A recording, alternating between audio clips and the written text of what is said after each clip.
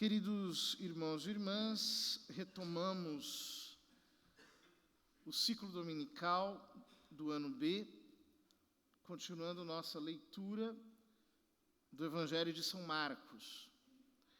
E hoje a liturgia nos apresenta dois textos, duas passagens, que são as duas únicas no Evangelho de São Marcos, em que se fala sobre as polêmicas de Jesus quanto à guarda do sábado.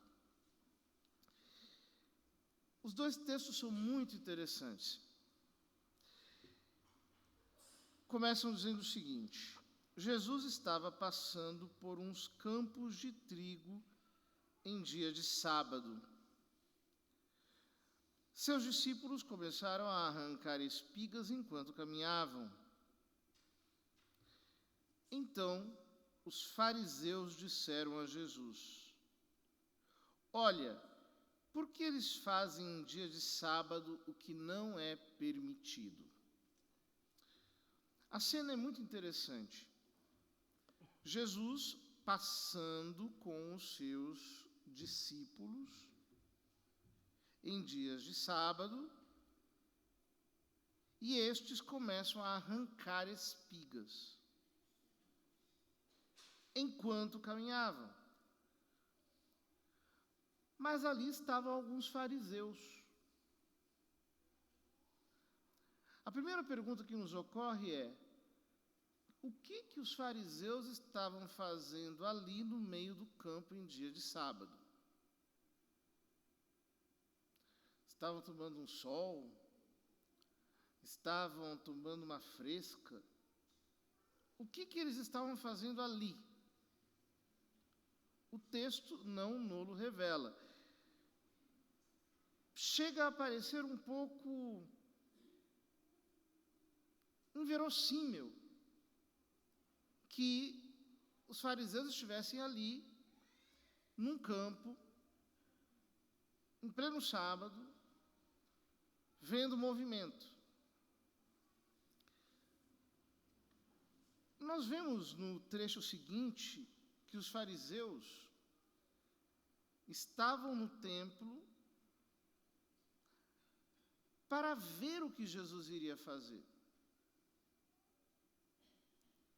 Ou seja, esses homens, eles se autoproclamaram fiscais da moral alheia. Como aquelas velhas que antigamente ficavam na janela das casas espiando o que acontece do lado de fora para poderem ficar comentando. Então a impressão é que o texto sugere justamente essa ideia. Eles estavam ali fazendo o quê? Cuidando da vida dos outros. Então os fariseus disseram a Jesus: Olha, por que eles fazem em dia de sábado o que não é permitido? A pergunta é: o que não é permitido em dia de sábado? É andar pelos campos? Não é permitido em dia de sábado você tirar espigas da plantação alheia? Isso não pode ser, porque nós temos no chamado Código da Aliança, no livro do Êxodo, uma recomendação clara que não se colham as espigas caídas por terra, porque elas deviam ser dadas aos pobres. Portanto, era lícito arrancar espigas. Do que ele está falando? Os fariseus estão falando do ato de colher espigas. Como se, ao passar pelo campo, o simples fato de puxar espigas fosse um trabalho, fosse assimilável a uma colheita, o que é uma grande bobagem, porque simplesmente passar pelo campo, tirando espigas, assim como quem não quer nada, não é um trabalho. Porém, eles haviam desenvolvido todo um sistema de proibições para o dia de sábado que não estava nas Escrituras e que era extremamente massacrante, casuístico, pesado. Havia 8 tipos de trabalho proibidos em dia de sábado, e todos eles tinham a ver com criar algo. Então, por exemplo, acender fogo. Isso era considerado trabalho. Porque você está criando algo, é uma atividade criativa. Do mesmo jeito, colher espigas poderia ser interpretado como uma atividade criativa. Eu estou fazendo algo, aquela espiga passa a ser uma espiga minha. Eu estou criando propriedade ao colher. Mas o mais interessante é que eles perguntam a Jesus sobre a conduta dos discípulos. O texto não diz que Jesus estava colhendo espigas. O texto diz que os discípulos estavam colhendo espigas.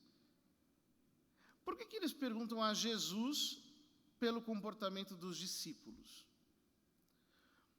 Porque na época isso era considerado normal. Ou seja, o mestre é responsável pela conduta dos seus alunos, dos seus discípulos. Então, eles perguntam a Jesus por que os discípulos estavam fazendo aquilo em dia de sábado, que não era permitido. Jesus lhes disse: por acaso nunca lestes o que Davi e seus companheiros fizeram quando passaram necessidade e tiveram fome? Como ele entrou na casa de Deus no tempo em que Abiatar era sumo sacerdote, comeu os pães oferecidos a Deus e os deu também aos seus companheiros. No entanto, só aos sacerdotes é permitido comer esses pães. Do que Jesus está falando? Ele está falando de uma cena descrita no primeiro livro de Samuel, no capítulo 21. São poucos versículos e, portanto, vale a pena lê-los. Davi estava fugindo de Saul. Versículo 1. Chegando à casa do sacerdote Abimeleque, é interessante que Jesus diz como ele entrou na casa de Deus no tempo em que Abiatar era sumo sacerdote. E aqui o texto diz: chegando à casa do sacerdote Abimeleque, não é Abiatar. Será que Jesus errou aqui? Teve muitos exegetas que quebraram a cabeça sobre esse versículo. Mas um padre da igreja chamado Teofilato, me parece que deu a resposta mais inteligente para a questão. Aqui, o texto de 1 Samuel 21 diz: chegando à casa do sacerdote Abimeleque, e Jesus fala aqui no tempo em que Abiatar era sumo sacerdote. Abiatar era filho de Abimeleque. Portanto, quando Jesus menciona que Abiatar era sumo sacerdote, e o texto de 1 Samuel diz que Abimeleque, pai de Abiatar, era sacerdote, o que pode estar sendo dito aqui é que Abimeleque já havia transmitido o sumo sacerdócio para o seu filho, permanecendo ele como um sacerdote a mais no templo de Jerusalém. Não há nenhuma contradição, segundo essa resposta do São Teofilato. Este, Abimeleque, saiu-lhe ao encontro muito inquieto, dizendo: por que estás só? Não há ninguém contigo? Davi respondeu-lhe: o rei confiou-me uma missão com a ordem de não revelar a ninguém o motivo por que me enviou. Combinei com os meus servos o encontro em certo lugar. E agora, se tens à mão alguma coisa, dá-me 5 pães ou qualquer outra coisa que tenhas disponível.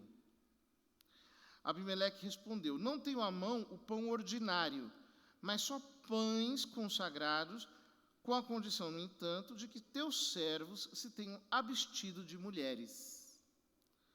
Respondeu-lhe Davi: não tivemos comércio com mulher alguma desde que parti há 3 dias. Todos os objetos que pertencem aos meus servos estão puros, e se nossa missão é profana, pode ser santificada por aquele que a cumpre. Então o sacerdote deu-lhe os pães consagrados, porque não havia ali senão os pães da proposição, que tinham sido tirados da presença do Senhor e imediatamente substituídos por pães frescos. O que acontece aqui? É muito interessante. Moisés havia recebido de Deus a ordem de que, diante do Santo dos Santos, estivesse uma mesa. E sobre essa mesa estivessem os pães da proposição. Esse nome, pães da proposição, significa simplesmente os pães da presença, os pães que ficavam diante da presença de Deus como uma espécie de sacrifício incruento, já que na porta do templo estava o altar dos holocaustos, em que se matavam os animais e se apresentava a Deus o sacrifício cruento. Portanto, os pães, os 12 pães da proposição, eram pães que estavam ali em memória das 12 tribos de Israel, como uma oferenda permanente a Deus, fora o sacrifício morto, dentro o sacrifício vivo. E ali se apresentavam a Deus também os perfumes, ali se apresentavam a Deus também os incensos. Ora, os pães da preposição poderiam ser comidos apenas pelos sacerdotes. Só pelos sacerdotes. Mas, no último versículo que lemos diz: então o sacerdote deu-lhe os pães consagrados, porque não havia ali senão os pães da proposição, que tinham sido tirados da presença do Senhor e imediatamente substituídos por pães frescos. Ora, nós lemos no primeiro livro das Crônicas, no capítulo 9, algo interessante, versículo 32. Alguns de seus irmãos, filhos dos coatitas, estavam encarregados de preparar a cada sábado os pães da proposição. A cada sábado, eles trocavam os pães da proposição. O texto diz que eles tinham acabado de trocar os pães da proposição. Portanto, aquele dia era um sábado. E além de entrar no templo, além de estar em viagem, não é que Davi e seus companheiros colhem espigas de trigo apenas. O que eles fazem é algo muito mais, digamos, contraventor. Eles comem os pães da proposição que eram reservados aos sacerdotes. E o próprio sacerdote, no caso Abimeleque, lhes dá a comer aqueles pães como se eles fossem sacerdotes, tanto que exigem que eles não tenham tido contato com mulheres. É interessante que, no Templo de Jerusalém, os sacerdotes podiam ser casados, mas antes de oficiar o culto no Templo de Jerusalém, tinham que se abster de qualquer tipo de contato com mulher, pelo menos por 3 dias. Ou seja, O que Jesus está dizendo aqui? Comparando-se com Davi e comparando os seus discípulos com os companheiros de Davi. Ele está dizendo: nós temos um novo sacerdócio. Nós temos um sacerdócio que não é segundo a ordem de Levi. De fato, depois a carta aos Hebreus vai dizer que ele é sacerdote segundo a ordem de Melquisedeque. E nós, quando colhemos espigas no sábado, não estamos transgredindo a lei de Deus, porque os sacerdotes não transgridem a lei de Deus quando trabalham no templo no sábado. Só que nós não estamos no templo, nós estamos no meio do campo missionário, do campo de colher almas para Deus, do campo de salvar vidas, no campo de transformar as almas. E ele acrescenta: o sábado foi feito para o homem, e não o homem para o sábado. Essa frase é uma frase que possivelmente os fariseus não devem ter entendido muito bem. Como assim o sábado foi feito para o homem, se Deus determinou que o 7º dia era consagrado a Ele, Deus? De fato, no livro do Deuteronômio, que nós lemos aqui na primeira leitura, fala-se do sábado e se diz que o Senhor disse a Moisés: guarda o dia de sábado para o santificares, como o Senhor teu Deus te mandou. Trabalharás 6 dias, e neles farás todas as tuas obras. O 7º dia é o sábado, dia do descanso dedicado ao Senhor teu Deus. E aí ele vai dizendo que não se deve fazer trabalho, nem o homem, nem seu filho, nem a escrava, nem o escravo, etc. E diz: para que assim teu escravo e tua escrava repousem da mesma forma que tu. Lembra-te de que foste escravo no Egito, e que de lá o Senhor teu Deus te fez sair com mão forte e braço estendido. É por isso que o Senhor teu Deus te mandou guardar o sábado. Ora, mas Deus não mandou guardar o sábado porque ele era o 7º dia da criação? Por que aqui ele está dizendo a Moisés que ele mandou guardar o sábado porque o povo foi escravo no Egito? Não parece uma contradição? Não é uma contradição. Por quê? Deus não criou o homem para ser escravo. Deus criou o homem para ser livre. Deus criou o homem para conhecê-lo, amá-lo e servi-lo.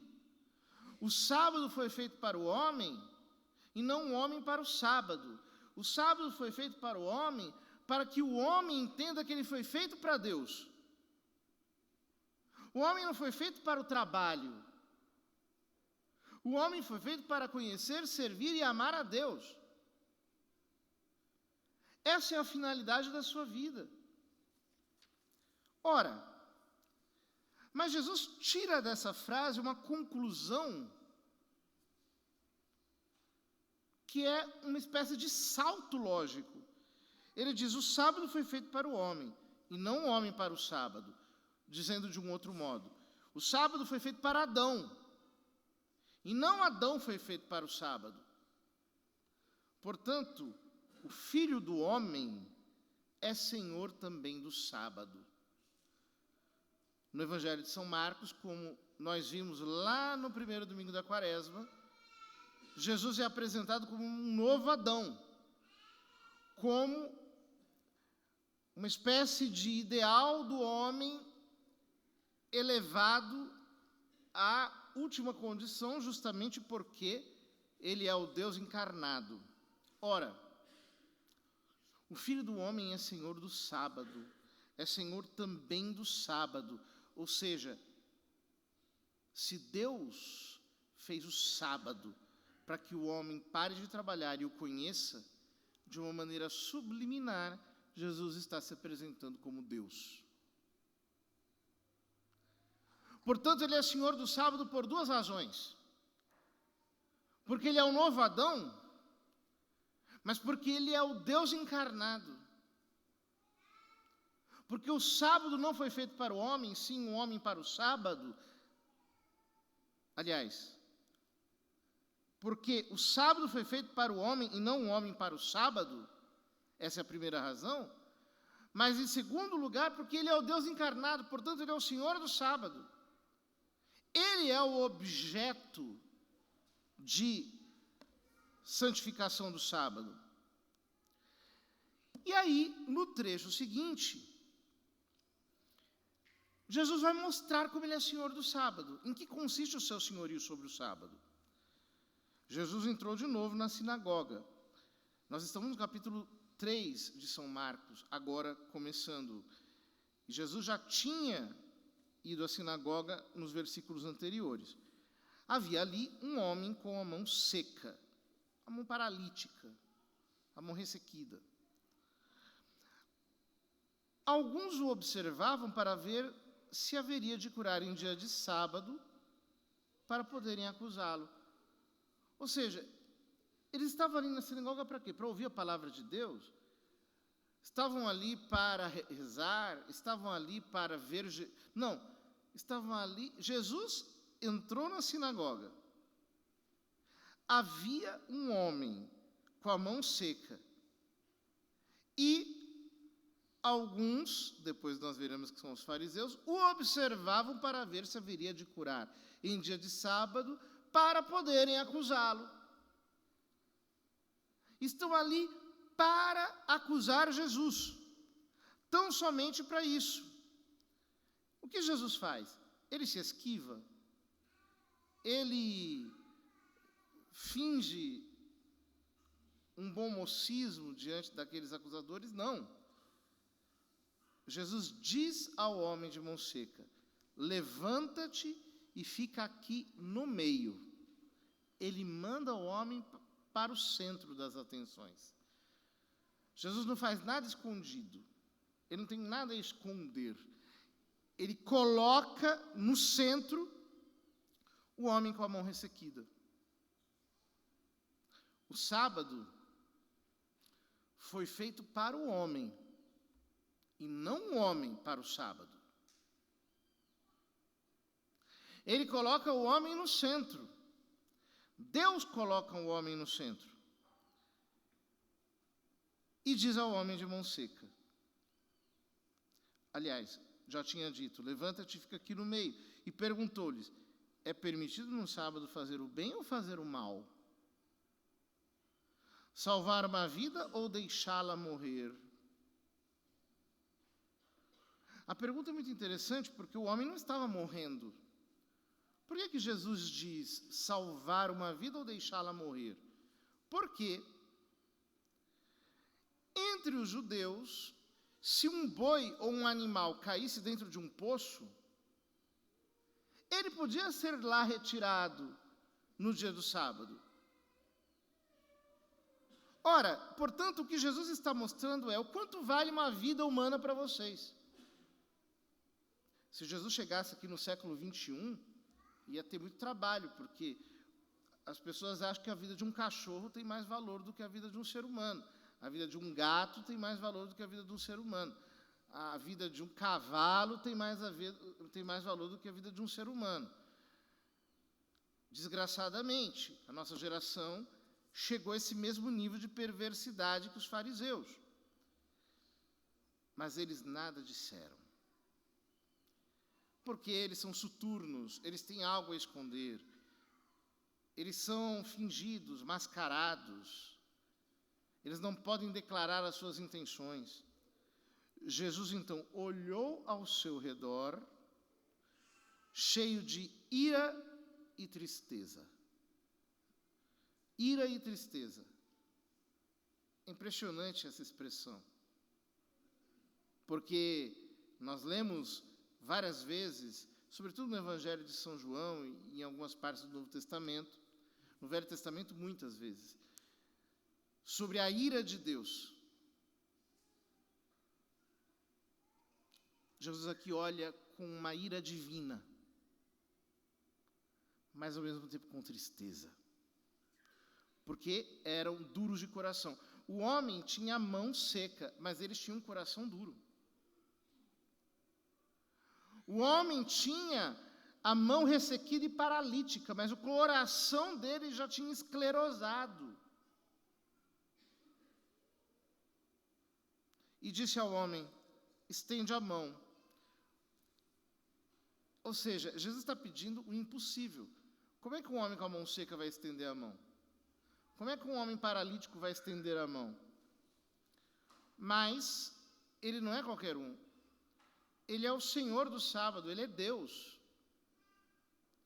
Portanto, o homem estendeu a mão e ela ficou curada. Simples assim. Estendeu a mão e ficou curada. Os discípulos estavam estendendo a mão para pegar espigas. Aqui, ele estende a mão para pegar a sua cura. Ele precisa fazer isso. É o seu gesto de fé, para que ele deixe a sua esclerose, a sua dureza na mão. Ao saírem os fariseus com os partidários de Herodes, os herodianos, eram dois partidos inimigos. Os fariseus queriam derrubar os romanos. Os herodianos queriam solidificar o poder dos romanos. Mas os fariseus, como são hipócritas, imediatamente tramaram contra Jesus, juntamente com os herodianos, a maneira como haveriam de matá-lo, e nós estamos apenas no capítulo 3 de São Marcos. Quantas lições nós poderíamos tirar desses dois episódios? Mas eu queria apenas tirar uma lição, que é a seguinte: nós valemos muito para Deus. Jesus dá a sua vida. O texto termina dizendo que eles tramaram a morte de Jesus. Parece tão desproporcional. Mas não. Aqui nós temos um verdadeiro sistema de iniquidade. No caso, nós temos um sistema que quer que o homem viva para ele. Os herodianos, os fariseus, os saduceus do templo de Jerusalém, todos eles querem que o homem viva em função do sistema. Mas Jesus diz: isso não tem lógica. Porque o homem não pode ser escravo de ninguém. Nós estamos aqui para exercer um sacerdócio, para servir a Deus, amá-lo, conhecê-lo, para adorá-lo. Não somos nós para o sistema, é o sistema que deveria nos ajudar a chegar ao nosso fim, a chegar a Deus. E ele sabe que, desafiando isso tudo, ele caminha para colidir com a sua própria morte.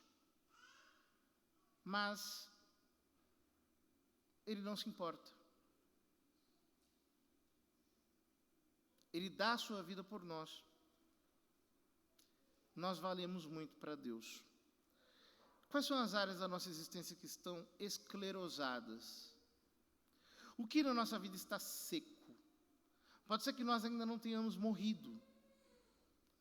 Mas salvação para nós é quando a graça consegue trazer vida para aquilo que está árido, para aquilo que está morto, para aquelas áreas que estão paradas. Jesus está aqui. Ele começou a obra da nova criação. Ele é o novo Adão. Ele é a imagem perfeita do homem. Sobretudo, ele é o Deus encarnado que desce para estar conosco no descanso da fé. E a única coisa que ele nos pede é: estende a tua mão. Vem para o meio. Estende a tua mão. Age segundo a medida da fé. Se nós tivermos fé e, de fato, obedecermos a palavra do Senhor, a nossa vida encontrará a sua salvação e nós passaremos a desfrutar da plenitude que só Ele pode nos dar.